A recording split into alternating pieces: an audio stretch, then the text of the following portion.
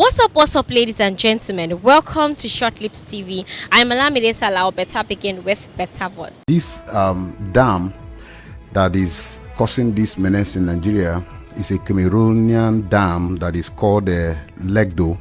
It was built in 1977. Okay, and there is an agreement they had with Nigeria when they were building this dam that Nigeria is also going to build a counterpart dam that is called Dancing Hausa Dam. Okay, this dam we are supposed to be 2.5 size of this Lagdodam dam that Cameroon has built already. Yes, that Cameroon has built. Now, this dam that was supposed to be built by Nigerian government, we are supposed to be the one and cushioning effect dam of the one that Cameroon has. And now this Cameroonian dam provides irrigation to at least over close to 15,000 irrigation farm.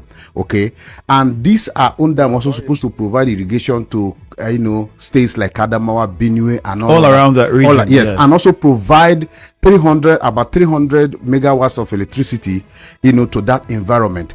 But you see, Nigerian government, being a government that does not care about the life of the citizens, refused to complete this dam, started and abandoned it. And to this effect, our people are being flooded.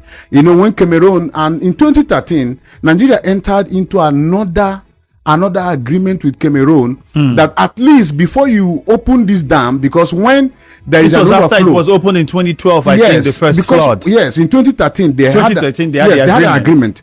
And this agreement is that when the Cameroon dam is full and wants to release the excesses, that they should inform Nigerian government. For me, this is an irresponsibility, as long as I'm concerned, that the government chooses for Cameroonian government to inform them of when to open a dam and to prepare for the consequences, instead of building and completing a dam that they started since 1981. So it brings us to why we are asking this question, because we're aware that there is this work that can be done to completely avert the crisis that we're facing now. So why is the government not looking at doing it, one? And then the states that are affected, why aren't those state governments also talking about this situation? Because I was also going through the history of this, and I realized that, okay, you can actually take care of this problem and we would not have the situation we're having now in River State, in parts of in Delta State, in Bayelsa State, and many other states. And this will come every 10 years at this magnitude.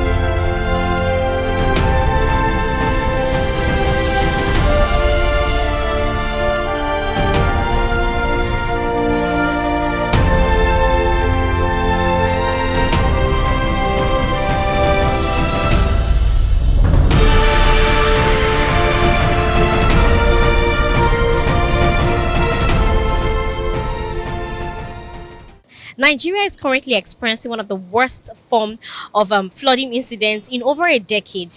According to the National Emergency Management Agency, NEMA, 20 persons have died this year, and over 300 persons have been killed in flooding incidents across 14 states. States that include Adamawa, Anambra, Kogi, Nasarawa, Taraba, and Benue states. More than 100 persons have been displaced and are currently living in temporary shelter, while hundreds of persons have been injured so far. What is even more worse is that NEMA is predicting that, flooding case could even worsen as two dams have currently been overflowing. And you know the implication of this? The implication of this is that thousands of acres of farmyards are being destroyed, meaning that food supplies across the country will worsen. Very sad. Well, on those channel, I'm going to be asking Nigerians, what's the reason for the flooding incidents that we're experiencing in the country? Is it the citizens' failure to implement environmental guidance, or the government's lack of preventive infrastructures or measures to address these flooding incidents? Let's listen to what Nigerians have to say and let's watch their reaction on the question of today. Let's do this. Alright, so we're asking, in 2022 alone, over 300 persons have lost their lives to flooding incidents in Nigeria, with multiple loss of property. So we're asking, what do you think is the reason for these flooding incidents we experience in Nigeria? Is it the citizens' failure to implement environmental guidelines, or the government's lack of, putting preventive measures or to address the issue? Thank you very much. That's a very good question. First and foremost, the government has failed in that aspect, because you see most people building houses, they don't put drainage into consideration. You see a beautiful estate, hardly do you see drainage system. The drainage system is not there, and when they put the drainage system, they don't put it well, that water will flow, they put it shallow, and then the water just goes back to the road, and then they think and then the whole place will be flooded. That's for the government. Government failed in that aspect. Then, secondly, the citizens. You see people putting their waste into the gutter. You see they put them on the road, and when the rains come, they throw it. And when it's raining, you see people carry waste from their houses and come and throw it into the drainage. And then how do you expect? The drainage would just block. So we, the citizens, have to do something about it. We just have to work on ourselves and see that all our garbages will be sent to the right place. Voila, the place will flood. Everything is blocked. The drainage we have does not work. It's no more efficient. It's good. We have some drainage, but they block it up. We, the citizens, block it up. So we have to talk to ourselves too. But basically, if you look at the magnitude of the flooding, it has nothing to do with what the citizens should do in terms of probably waste management. The magnitude goes beyond the local flooding that you have within streets as a result of not having good drainage system. All right. So when you're looking at the magnitude, it's primarily climate change, number one, and secondly, there was an agreement reached with the Cameronian government during the construction of a big dam. Then I think for power purposes and the rest, and Nigeria was supposed to provide or construct a buffer dam in Nigeria so that when the water in Cameroon is released, the buffer dam can then take it to absorb it, sort of. I don't know how the government, of course, Nigerian government, obviously, with things like that, even in Mambila Dam, the contract has been awarded since the time of Obasanjo's administration, even to this time. We are not sure of how that went. So the blame still boils down to the government. The magnitude of flood has nothing to do with what the citizens should do or not, or what they have not done. Okay. The magnitude simply boils down to the government not being able to predict or not being proactive enough to see that coming, and then to be able to evacuate the citizens, or at least provide a warning signal to the citizens on what to do. Well, flooding and drainage issues are, I would say, they are natural when it comes to the other parts of the world. But when it comes to Nigeria, I would say actually both parties have a role to play. The government has to implement some environmental guidelines, and the citizens have to welcome the environmental guidelines. And again, I would say poor drainage system. Sometimes you come across roads and you just see the tarred road, but there are no drainage system, no gutters that are actually efficiently erected. And the engineers, they are doing their part, especially when they are given the contract. But you find out that some of them really don't even adhere to their own ethics and professional guidelines. And on the long run, what should have saved lives is now destroying lives. The problem could not be judged only in a singular perspective. Okay. Because the adequate infrastructural basis which are supposed to be put in place by the federal government could not done the best of it. It did just part of it. And then the little part of it that has been done with the citizens to have stick to the rules, we violated it. I could attest in some parts of the countries when I've traveled to some areas like that, I learned to understand that All the roads are constructed and the gutters that are maintained, the tread and the roadside residents always dump the refugees into the gutters. That causes the blockage of those gutters. When the water comes, the water always overwraps the gutters and then flow outside. So the little infrastructure is put down by the federal government, we, the citizens, are not managing it accordingly. And therefore, the government did not put the adequate of it. So I believe that should be the cause of all the flood over the countries around. I think if you want to talk about the citizens, nobody, you can't see any people that would behave themselves without the leader, without a good leader. If you want to leave human beings to live by themselves alone and correct themselves, you are wasting your time. There must be a good leader that knows his onions, that will lead the people, because human beings are, if you don't have a leader, human beings are like animals. Everyone will want to go anywhere he wants to go. So it is, in my opinion, the government have not done what they are supposed to do, what they were supposed to do to guide the citizens. Because if you hear some people saying people pour rubbish, refuse into the gutter, that has to do with the government also. Because there is no a seasoned educated person. There is no a seasoned, I repeat, a seasoned educated person that will carry rubbish and pour in the gutter.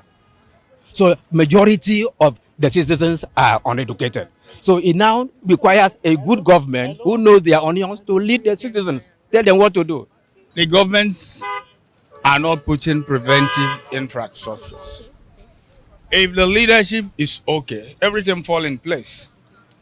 And Nigerians are people who, in their own way, can easily follow when there is law in place that makes them not to default. You know, what we are suffering in this country today is insincerity. If there is sincerity of purpose, there are so many things that will be avoided. So that is it. All right. First of all, citizens of this country have failed to actually address their environment. Yeah, because definitely governments will not actually be everywhere. So I think for them to know before this flood comes actually came into their environment, they actually, some of them know these things would happen if rain falls. So I think they are meant to have done a drainage by themselves, at least, even if it's not a permanent drainage, but at a temporary one that maybe probably will lead the water, maybe probably to a canal or a stream. But at the same time, we'll blame the government because one of the duties of our government is to provide basic amenities for us, and good roads, good infrastructures, hospitals, good drainage systems too. I'll actually not blame I'll blame the state governments because there is no way things like this will happen and the local government chairman or the head in that community will not let them know what is going on, and they are meant to actually go there and do something, even if they can't actually fix it at that time, because maybe probably water will not make them see the proper thing, but they are meant to at least come to the aid and give the citizens there a hope that we are with you in this. I think it starts with the citizens, because for our society to be a better one, it starts with us. Like, we can't be waiting for the government to do everything, you know. So it starts with us, I'll say, and the rest of the whole problems come from the government too. So I guess it's like a 50-50 thing. The citizens, yes. So seeing that, like in this kind of areas, the residents, they might not have money to do all of that. I think the government should take up responsibility for that. So yeah. Works based on the citizens and the government here, because if you have a good government to provide a good drainage system, it would affect a smooth flooding factor. But the government is just there doing projects that are not even their business, and it keeps people wondering why these people are just doing this thing and forgetting the basic needs of these people. It's not really the citizens here. I would say in some areas, it's the citizens because of the death pollutions and everywhere. You know how it is in Nigeria. People just do things because of. But I think the government have a major role to play, a major role to play because it is what it is. The country is just there. Yeah, now when you look at Kogi State as an example, at those last 2 years, I think I'm from Kogi State, Lokoja precisely. So from like 2 years ago, I think I was in Lokoja, and the same thing that happened this year happens in Lokoja, and a lot of people were passing through hell, like no place to put their things, and a lot of things. Even some people died in the process of this flooding issue of a thing. Now, I think the government have to do a lot of things because this thing keeps happening yearly, and I think that you be able to come out with some strategies to be able to stop some of those things. Now, like the one that happened this year, there's part of Kogi State called Ibaji. In fact, the present governor of Kogi State, when this flooding issue happened, he was able to like attend to some people and left some part of it. Yes, like Ibaji, people of it was one of the reverend within that area that the man comes up and be able to provide some places that people can put their things and where they can stay.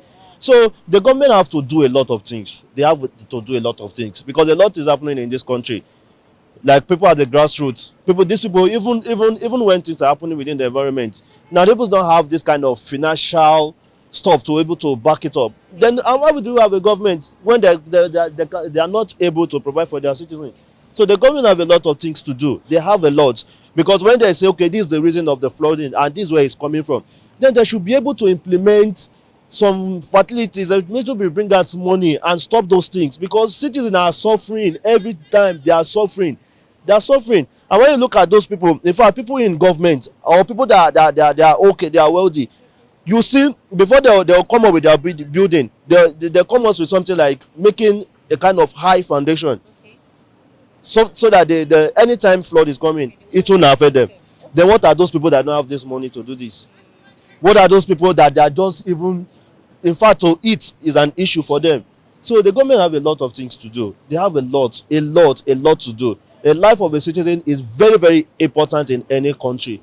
And each state, they have a lot to do. So we are actually begging the government, they should please try as much as possible to save life. People are dying every day. People are dying of hunger.